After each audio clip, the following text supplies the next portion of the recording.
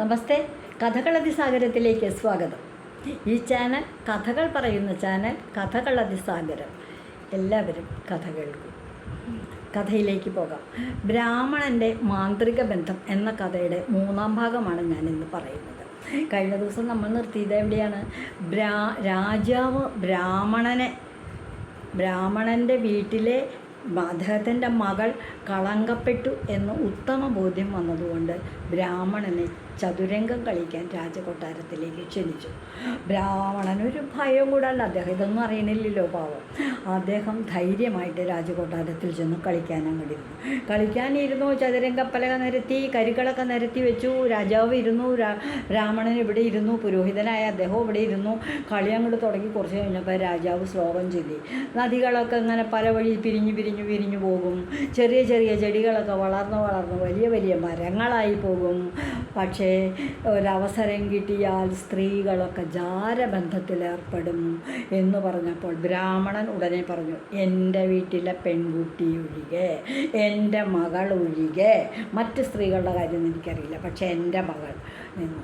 അപ്പോൾ ഉടൻ തന്നെ ബ്രാഹ്മണൻ പറഞ്ഞു, കാണാം കളിയിൽ കാണാം, അങ്ങയുടെ മകൾ കളങ്കപ്പെട്ടിരിക്കുന്നു എന്ന് പറഞ്ഞു. കളങ്കപ്പെട്ടാൽ അങ്ങ് കളിയിൽ തോൽക്കും, ഉറപ്പാണല്ലോ. അത് തോൽക്കും. കളി അങ്ങോട്ട് തുടങ്ങി. ബ്രാഹ്മണൻ അങ്ങ് കളിയിൽ തോൽക്കാൻ തുടങ്ങി. അദ്ദേഹത്തിന് എന്തെന്നില്ലാത്ത വിഷമായി. എന്തുവരെ തന്നെയല്ലാതെ മറ്റൊരു പുരുഷനെ കാണാത്ത തൻ്റെ മകൾ കളങ്കപ്പെട്ടെന്നോ? എന്താ ഈ പറയണേ? കളങ്കപ്പെടാതെ എങ്ങനെ താൻ കളിയിൽ തോൽക്കാൻ പോണേ? ചതുരംഗപ്പലക എപ്പോഴും സത്യത്തിൻ്റെ കൂടെ നിൽക്കുള്ളൂ. അപ്പോൾ തൻ്റെ മകൾക്ക് എന്താ പറ്റിയേ എന്നറിയാൻ വേണ്ടി അദ്ദേഹം വളരെ ബന്ധപ്പെട്ടുകൊണ്ട് തൻ്റെ ഭവനത്തിലേക്ക് ഓടിച്ചു. അവിടെ ചെന്ന് മകളെ ദേഷ്യപ്പെട്ടു. മകളോട് പറഞ്ഞു, ഞാനിന്ന് ചതുരംഗക്കളിയിൽ തോൽക്കാനുള്ള കാരണം എന്താ? നീ കളങ്കപ്പെട്ട. ഒരു പുരുഷൻ്റെ ജീവിതത്തിലെ ഏറ്റവും വലിയ ദുഃഖം, തീരാ ദുഃഖം തൻ്റെ മകൾക്കുണ്ടാകുന്ന കളങ്കമാണ്. മറ്റുള്ള ദുഃഖങ്ങളൊക്കെ പുരുഷൻ എപ്പോഴെങ്കിലും മറന്നെന്നിരിക്കും, പക്ഷേ മകൾക്കുണ്ടാകുന്ന കളങ്കം മറക്കാൻ ഒരിക്കലും ഒരു പുരുഷന് സാധിക്കില്ല. നീ കളങ്കപ്പെട്ടു. അപ്പം മകൾ പറഞ്ഞു, ഞാൻ കളങ്കപ്പെട്ടിട്ടില്ല. കളങ്കപ്പെട്ടിട്ടില്ല. നീ എന്നെയല്ലാതെ മറ്റൊരു പുരുഷനെ കണ്ടിട്ടില്ല എന്ന് പറഞ്ഞു. മകൾ തലയും കുനിച്ചു നിന്നു. ഇല്ല അച്ഛ.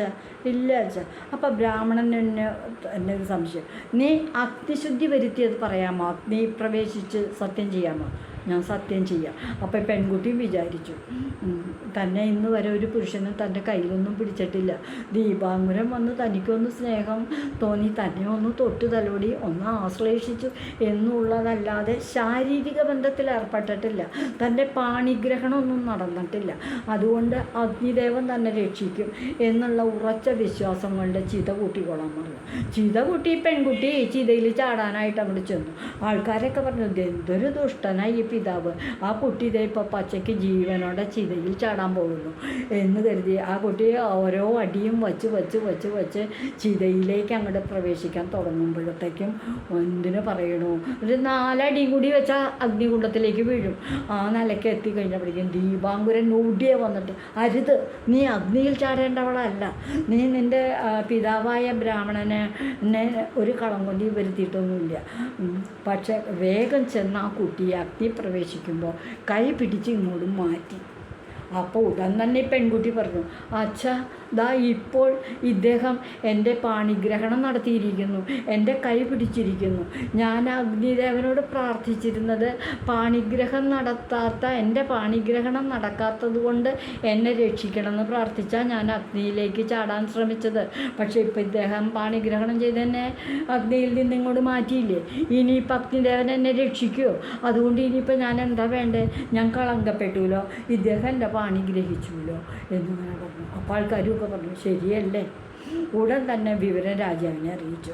രാജാവ് വേഗം ബ്രാഹ്മണഗ്രഹത്തിലേക്ക് എഴുന്നള്ളി കഴിഞ്ഞിട്ട് പറഞ്ഞു, ദീപാങ്കുരനാണ് ഇന്നെ പോലെയൊക്കെ ഉണ്ടായ സംഭവം, കഥകളൊക്കെ മനസ്സിലായി കഴിഞ്ഞപ്പോൾ ദീപാങ്കുരനോട് പറഞ്ഞു, താൻ ഈ കന്യകാ പെൺകുട്ടിയെയും കൊണ്ട്, ഈ ബ്രാഹ്മണപുത്രിയെയും കൊണ്ട്, ഈ സുഗന്ധിയെയും കൊണ്ട് സ്ത്രീകളെ മാനിക്കുന്ന നാടുകളിൽ, സ്ത്രീകളുടെ ചാരിത്രശുദ്ധിക്ക് വളരെ വില കൊടുക്കുന്ന നാട്ടിൽ കൊണ്ടുപോയി ജീവിക്കും. ഇവിടെ ഈ വിധത്തിലൊക്കെയുള്ള കാര്യങ്ങളല്ലേ കൊണ്ടുപോയി ജീവിക്കാൻ പറഞ്ഞ് ദീപാങ്കുരനെയും സുഗന്ധിയെയും ധാരാളം സമ്മാനങ്ങളൊക്കെ കൊടുത്ത് ആ നാട്ടിൽ നിന്ന് യാത്രയാക്കി അവർ മറ്റൊരു അയൽ രാജ്യത്ത് പോയി സുഖമായിട്ട് താമസിച്ചു എന്നാണ് കഥ. ഇതാണ് ബ്രാഹ്മണൻ്റെ മാന്ത്രിക ബന്ധം. അതങ്ങട് പറ്റി. അപ്പോൾ ഇതിൽ നിന്ന് നമ്മൾ മനസ്സിലാക്കേണ്ട കാര്യം, ഒരു പുരുഷൻ്റെ വിജയത്തിന് അവർ പുറമേ പോയി പല പല കാര്യങ്ങളുമായിട്ട് ഇടപെട്ട് അവരൊക്കെ വിജയിച്ച് തിരിച്ചു വരണമെങ്കിൽ വീട്ടിലിരിക്കുന്ന സ്ത്രീകൾ തീർച്ചയായിട്ടും കുലസ്ത്രീകളായിരിക്കണം, കുലധർമ്മം പാലിക്കേണ്ടവരാണ്. ഇതുവഴി വന്നാലും ഇത്തിരി നേരമിരുന്നാലും കഥകൾ കേട്ടാലും കളിയായി പറയും കഥയാണേ, കാര്യം പറയും കഥയാണേ.